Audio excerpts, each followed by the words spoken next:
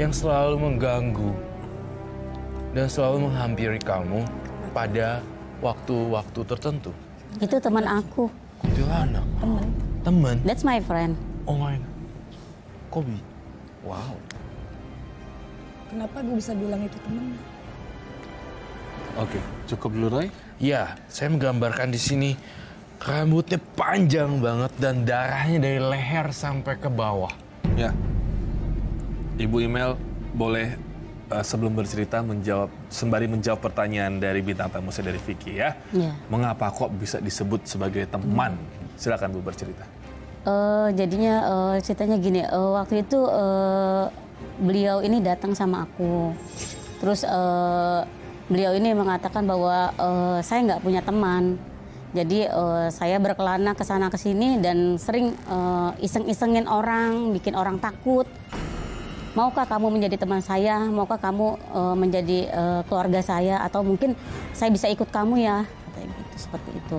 Ya aku bilang ya boleh kamu ikut sama saya, tapi dengan perjanjian saya memang mengatakan bahwa dia harus ijab kabul. Ini setelah mati suri, Ibu? Iya. Setelah mati suri bisa melihat? Bisa melihat, bisa merasakan. Sebelumnya tidak bisa? Cuman merasakan aja, tapi nggak bisa melihat. Sekarang kita menuju ke akarnya dulu ya. Pengalaman mati suri seorang Ibu Imelda. Apa yang dilalui waktu itu? Silakan.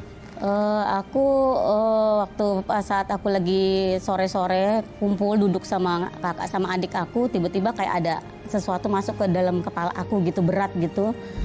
Terus ya aku pingsan. Perasaan aku pingsan, terus aku bangun. Ada 2 orang bersorban, 2 orang tuh megang ketek aku. Terus aku lihat ke sampingku, loh kok itu badanku. Aku kok berdiri di sebelah badanku sendiri gitu. Nah terus mamaku masih hidup sampai sekarang bilang waktu email jatuh itu jantung dan urat nadi tidak ada, tapi masih pegang tasbih, dia masih bunyi tek tek tek masih begitu. Almarhum papaku bilang dia masih hidup, cuma dia lagi dibawa jalan, kata papaku seperti itu. Jadi ya alhamdulillah mamaku mengiringi selama aku mati suri itu dengan membaca ayat suci Al-Quran, dengan ibaratnya pengajian. Jadi kalau bahasa aku itu ya baik-baik, yang baik-baik lah yang datang jadinya, yang menempati badanku ini, karena ada yang mau masuk ke badanku, kata almarhum papaku seperti itu. Berarti belum sempat dipocongkan ya Bu? Belum. Apa saja yang terjadi? Ya aku pertama kali aku dibawa terbang dulu ke langit ke-7, terus aku dibawa sholat tuh di tiap-tiap langit itu ada tingkatan-tingkatan ya. Wow. Gitu. Terus pakaian orang-orang itu juga berbeda, dari mulai 1, 2, 3, 4, 5, 6, 7 tuh bajunya semua seragamnya beda. Ibu saksikan itu semua? Iya. Terus setelah dari langit terus aku dibawa ke lautan.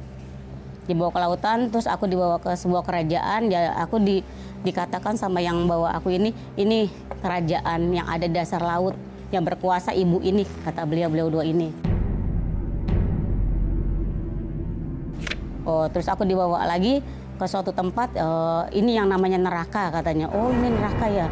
Aku lihat, oh begitu banyak orang yang berteriak apa. Terus sempat memang terlintas saat itu aku pernah dengar atau pernah cerita teman gitu. Aku pernah mati suri di neraka banyakan perempuan loh Mel, katanya. Aku pikir itu cerita lu doang gitu kan. Tapi pada saat aku mengalami memang banyakan perempuan. Terus aku dibawa lagi ke suatu tempat, terus beliau yang berdua ini mengatakan ini namanya surga.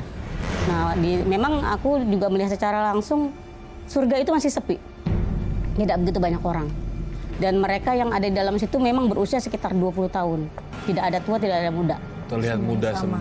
Iya, sama semua. Terus aku dibawa lagi ke suatu tempat, antara surga dan neraka tuh ada satu tempat lagi, kata beliau-beliau ini tempat di mana orang-orang yang mati arwah-arwah penasaran atau bayi-bayi diaborsi, ya tempatnya di sini, kata. Ada lagi. Beliau itu seperti itu. Aku dibawa lagi ke dalam gunung. Ke dalam gunung ternyata di situ juga ada kerajaan, dikatakan penguasanya ini. Jadi kemanapun kamu berangkat, ya mereka sudah mengenalimu. Udah beberapa partisipan yang bercerita di hadapan saya, di hadapan kami, pernah mati suri. Dan ini adalah pengalaman paling detail yang pernah saya dengar. Dan saya merinding. Ya memang itu yang saya alamin. Berapa jam waktu itu mati suri? Aku, mama aku bilang 3 hari 3 malam, tapi aku merasakan mungkin hanya berapa jam. Ya karena memang waktu di akhirat Iya. ini ya. Kayaknya aku rasa cepat sekali gitu. Kok aku udah bangun, cepat. tapi mamaku bilang, kamu tuh udah nggak bangun udah 3 hari 3 malam, Mel, katanya. Seperti itu.